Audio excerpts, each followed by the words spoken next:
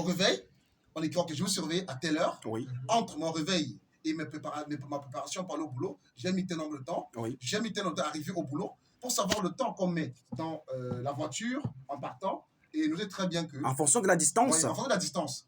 Entre mon réveil et le boulot, j'ai mis tel nombre de temps. Oui. Nous est très bien que si vous êtes quelqu'un qui voulait vraiment vous former, qui voulait vraiment apprendre des vraies cours de la vie, vous pouvez, entre votre réveil et le travail, gagner beaucoup de choses. Parce qu'il y a des formations en vidéo, en audio, que vous pouvez écouter dans votre taxi, à vous éduquer sur une nouvelle chose quoi, de votre vie, dans votre écouteur. Et moi-même, je fais même souvent voilà, ça. c'est super. Je suis en train de laver des habits, j'écoute. Vous écoutez, vous ne perdez pas, vous gagnez votre temps. Et même d'ailleurs, ça c'est pour faire une petite parenthèse. Ici à l'US INSAM, pour toutes les formations, il y a ce mode également pour ceux qui s'inscrivent à INSAM. Donc il y a toujours des dictaphones avec des enseignants et vous allez voir un étudiant qui par exemple veut récupérer ses cours en mode audio et c'est super facile pour lui. Il n'a qu'à se rapprocher après et donc il peut avoir le cours en audio. Ça peut également être les textes ou encore même, pourquoi pas, en mode e-learning. Donc, il y a tous ces moyens d'apprentissage dont tu parles le coach. Et après, pourquoi pas, lorsqu'il est en train de faire une tâche X ou Y, il peut mettre, n'est-ce pas, le cours de son enseignant, de son prof et réécouter quand le prof expliquait le cours. Et c'est toujours super important. Super important, voilà. Et comme je disais tantôt, donc, vous allez écrire. Donc, je me surveille à telle heure. Oui. Je suis arrivé au boulot à telle heure. J'ai travaillé tel nombre de temps. J'ai passé le temps à causer avec des amis tel nombre de temps. J'ai passé tel nombre de temps sur les réseaux sociaux. Je suis rentré le soir à la maison, j'ai fait tel nombre de temps avant de manger, et puis je me suis couché à 7 heures. En fait, cet exercice, pourquoi le faire? C'est après sommer le nombre de temps qu'on a mis à faire des tâches.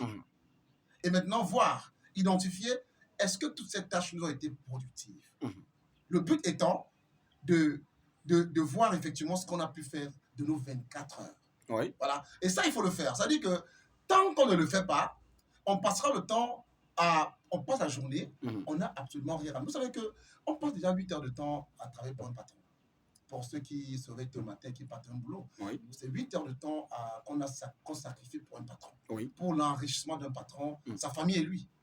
Quand on dit comme ça, les patrons, ils ont mal. Hein. Oui, ils ont mal. Mais ils connaissent la réalité, ceux-là. Ils savent que c'est bien, que c'est réel. Sauf que je connais aussi des patrons aujourd'hui qui entretiennent bien le personnel. Et puis même qui poussent leurs employés à s'éduquer financièrement, à comprendre qu'en dehors du travail, vous savez, j'ai parfois proposé des opportunités d'affaires aux patrons.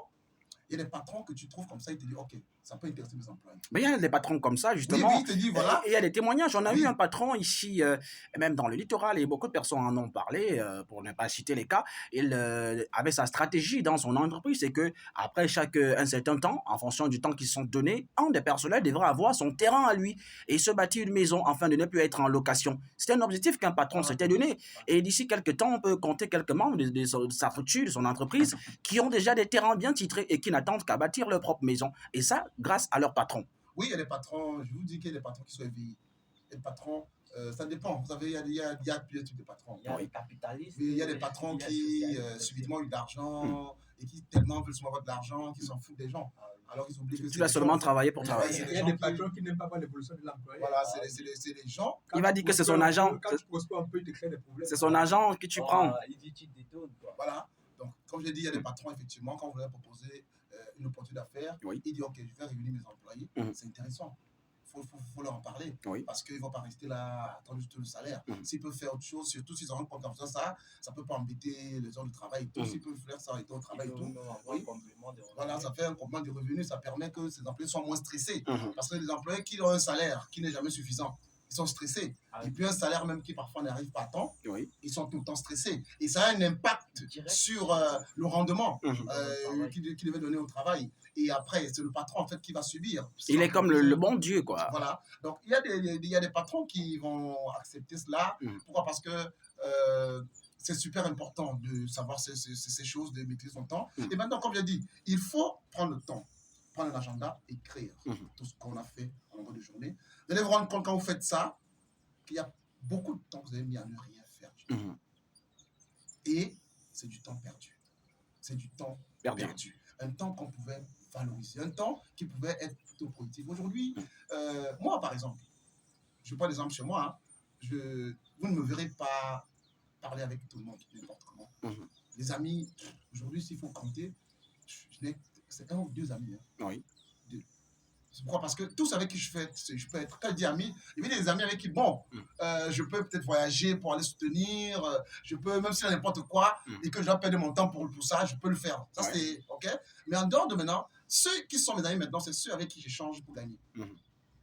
Si on s'assoit 5 minutes, si on s'assoit 15 minutes, c'est pour parler de ce qui va l'aider, ou alors qui pourra aussi m'aider. Sinon, je reste chez moi, je reste dans mon téléphone et puis je me forme. Alors, je reste chez moi. Oui, donc c'est ça aujourd'hui. Parce que c'est ça qui est l'un des fléaux de la pauvreté aujourd'hui. Vous allez voir, quand les gens passent plus de temps maintenant à boire, les gens passent plus de temps maintenant dans les célébrations, les gens passent plutôt le temps, c'est-à-dire qu'accompagner les autres à célébrer leur succès et tout ça. Bon, c'est pas mauvais d'accompagner les gens à fêter leur à célébrer le succès. Mais en même temps, ça devrait nous faire réfléchir. Oui, ça te fait réfléchir. Les étudiants, plus, ils passent le temps au Parlement. Quoi. Au Parlement, à faire des commentaires. Alors, coach, lorsque on vient d'énumérer tous ces points qui nous permettent de constater que l'on perd énormément du temps, je vous suggère de prendre une petite pause avec une chanson de Blanche Bailey qui nous parle d'argent. Et lorsqu'on va revenir, on pourra cette fois-ci proposer maintenant des solutions et des stratégies, comment faire pour capitaliser ce temps-là. Parce que vous avez essayé d'énumérer tout ce qui constitue la perte de temps. Et après, comment donc faire pour ne pas perdre ce temps? Qu'est-ce qu'on peut faire pour gagner en temps? Et qu'est-ce qu'on peut faire, n'est-ce pas, pour profiter du maximum du temps qu'on a? À tout de suite.